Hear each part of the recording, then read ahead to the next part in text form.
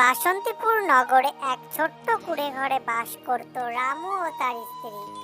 তাদের ছিল অভাবের সংসার, অন্যের জমিতে চাষ করে দিন যেত। একবার বন্যার ফলে রামুর সব ফসল নষ্ট হয়ে যায়।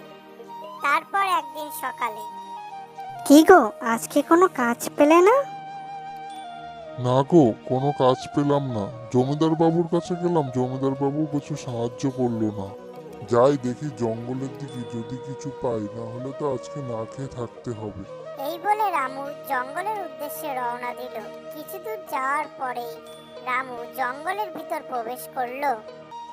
রামু দেখলো জঙ্গলের মধ্যে একটা শেয়াল একটা পাখিকে খেতে যাচ্ছে।